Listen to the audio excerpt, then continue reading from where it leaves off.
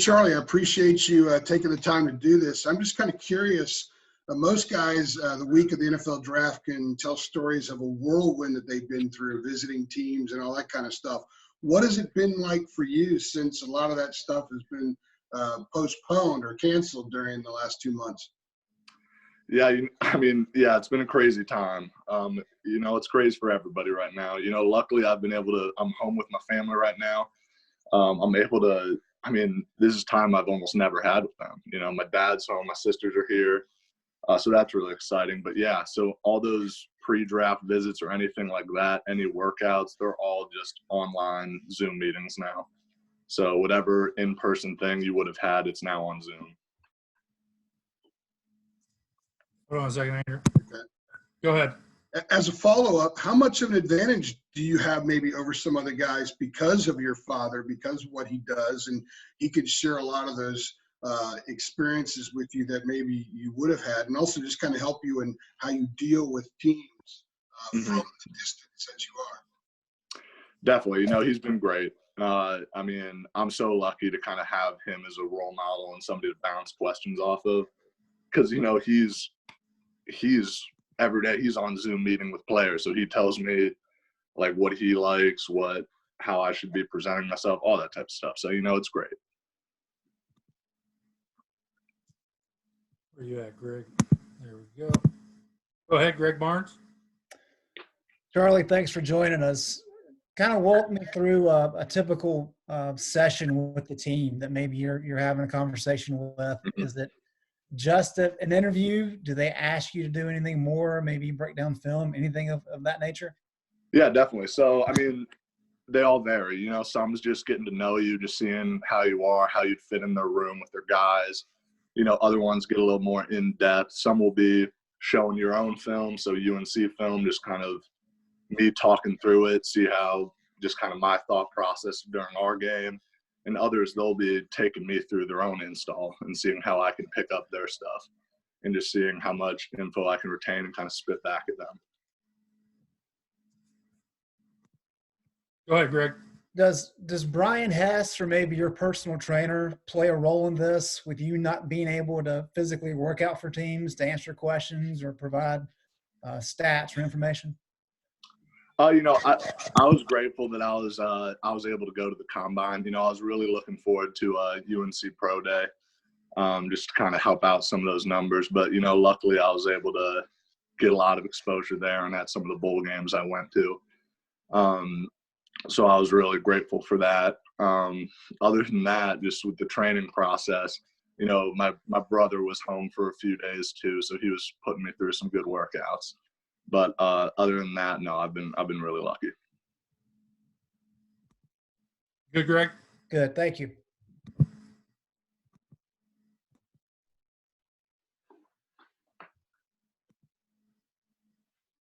Jonathan, go ahead. Okay. Hey, Charlie, I'm just wondering, what was it like, or how did it affect not having your pro day? How did it affect you? It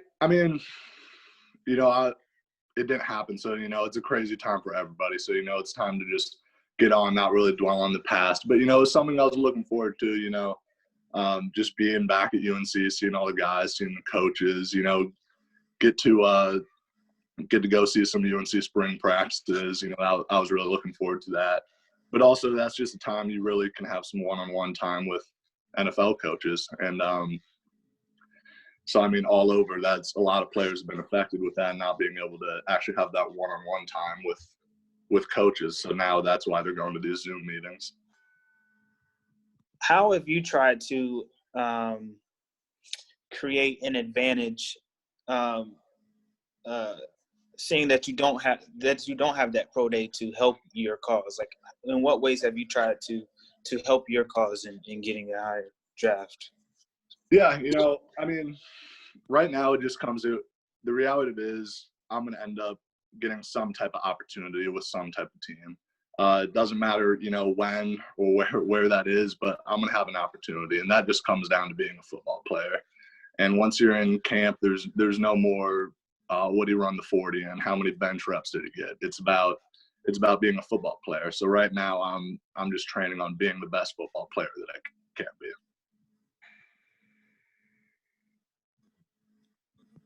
Going to Luke.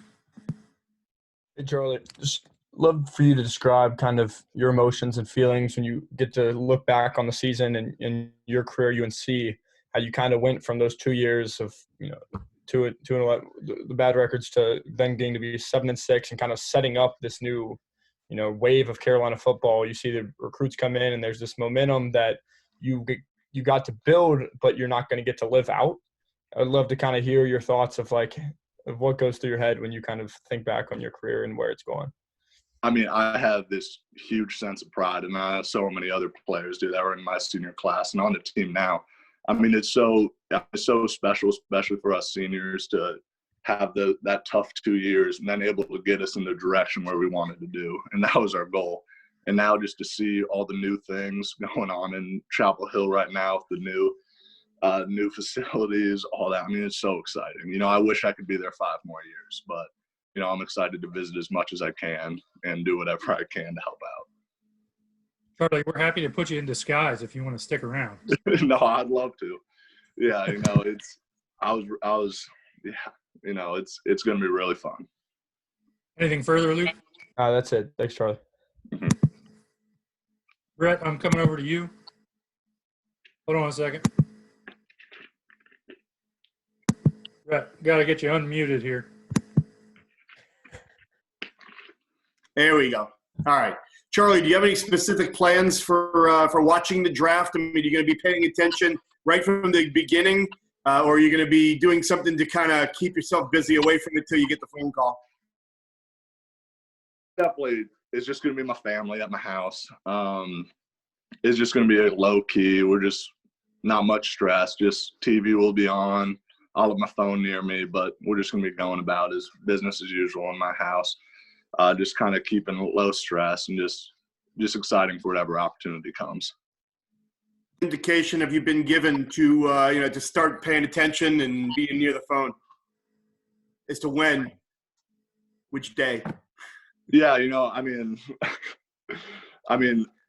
not going to be the first day. Not going to sugarcoat that, but any second or third day, I'm gonna start getting perked up a little bit and have my phone near me for whenever. Ross, go ahead.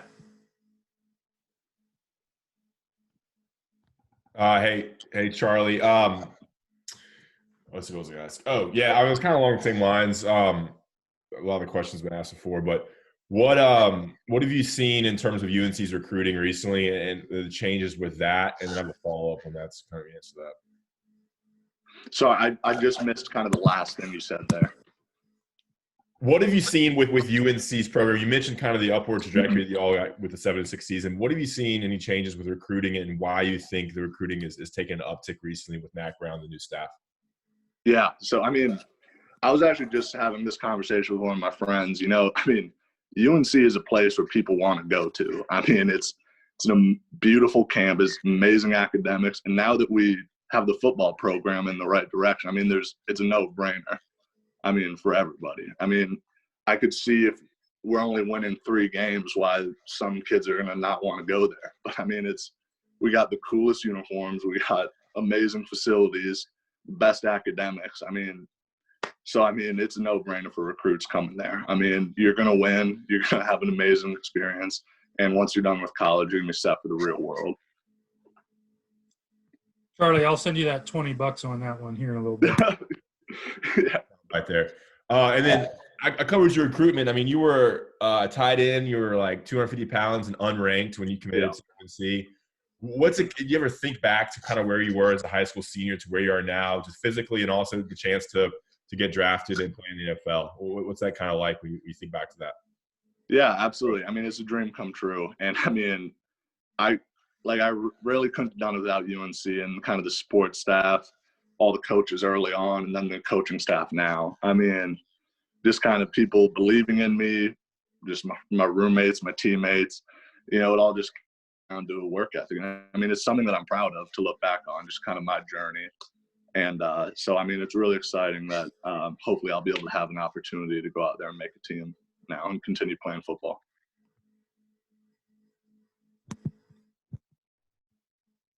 Coming to you, cruise control. Yeah, sorry. That's what happens when you have a fiance who owns your computer on the weekends. Sorry. Anyway, Charlie, so I know you've been essentially off campus all of 2020. You know, you have the Senior Bowl, you have the NFL Combine. Just curious as to kind of in the last 6 weeks or so, how much ad-libbing or deviation you've had to do in terms of your workouts, where you've gotten to work out, where you had something planned and you had to maybe move someplace else. Yeah, definitely. So up into the Combine, I was training at Exos in Carlsbad, California. And then after the Combine, my plan was just to train at UNC with the strength staff there up until Pro Day, and then pretty much stay in shape there until pretty much right now up until the draft. So obviously that's changed. So I've been pretty much since the Combine, I've been home in Kansas City now. And luckily my brother came here for a week or two and he was able to put me through some good workouts. Now it's luckily I have some good equipment down in our basement, so I've been able to, you know, stay in shape. And there's an empty field I'm able to go to and just work on actual football drills and staying in football shape. So I think I've made the most of it. Obviously it's an unfortunate time, but people are just making the most of what they've got. Anything further, Jared? No, good deal. Thank you, Charlie. Thank you. Luke, go ahead. Charlie, I was kind of want to ask a question away from football. So with the quarantine in effect, grocery stores are limited. I kind of want to get an idea about the family household, and you have, you know, you, your brother, and your dad. Like, what is that like food wise? Are you guys just stocking up every day? How describe that process. Yeah, you know, we have our designated grocery shopper who will go into Costco and just get a lot of good food, because you're right. I mean, it's a big household that we've got to feed.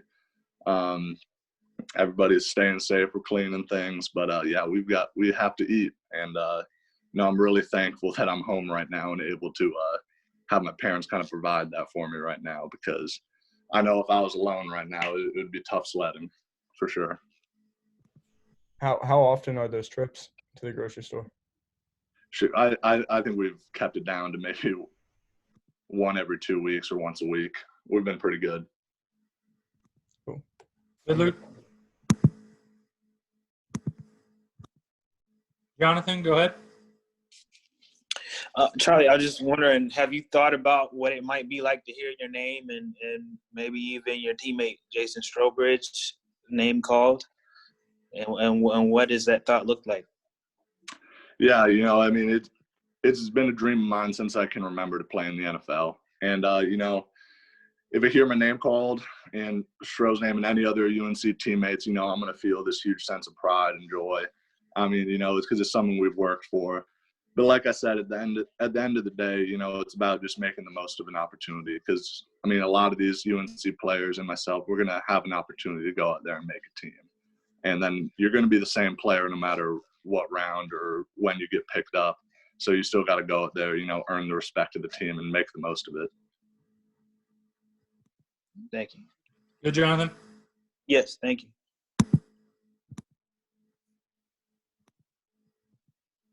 Alyssa, go ahead. Yeah, Charlie, have you had any contact with Coach Brown, and does he have any, you know, words of wisdom?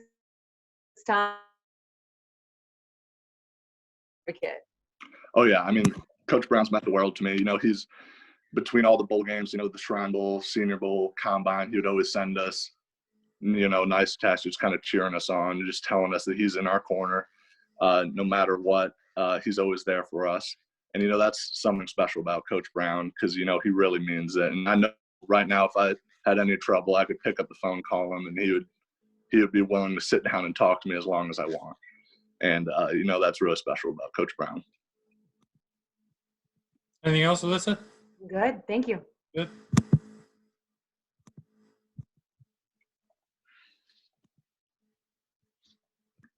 Trying to unmute you, JB. You got me? Yep.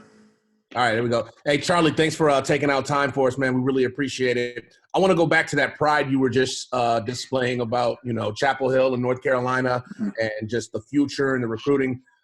Curious to know if you watched the documentary on Michael Jordan and, just being a Tar Heel, maybe the conversation amongst you and fellow teammates, fellow Tar Heels, whatever it may be, as far as like the pride that comes off of a documentary, like someone who went to school at North Carolina, and maybe how that'll have an impact on, even more better recruiting for you guys moving forward. Yeah, so I actually don't want to hear any spoilers right now. I recorded those 2 episodes last night, and I was actually right after this, I was about to go sit down and watch them. So I'm really excited for that. I've been seeing tweets about it, Instagram posts about it. So, I'm really looking forward to seeing that.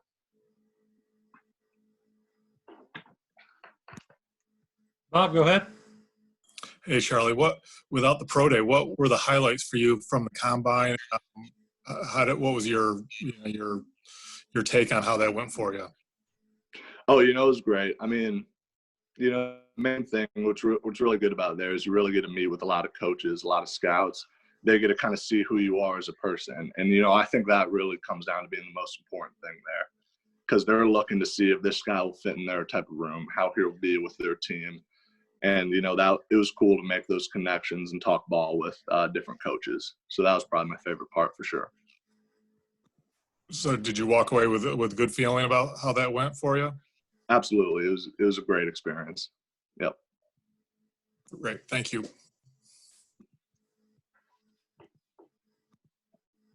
Pat, go ahead.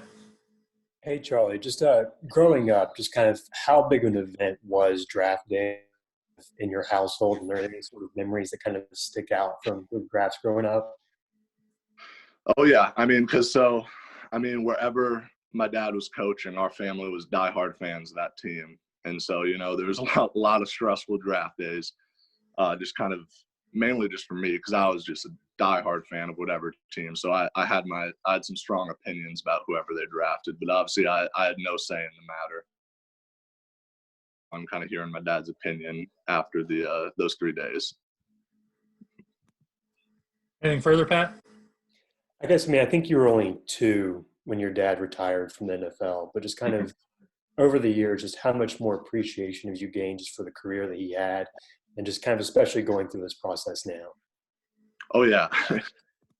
Yeah, I really have gotten a much bigger appreciation, as I've continued to play football and gotten older, because when I was really young, I was like, yeah, my dad played in the NFL. But then as I get older to realize, he was a first-round pick, played for 12 years in the NFL. That's almost unheard of for an offensive lineman to be able to land 12 years in the NFL.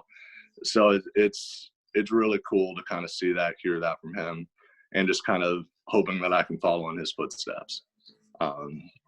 Big shoes to fill, but, it's been a dream of mine to hopefully one day be able to do that. Thanks, Charlie.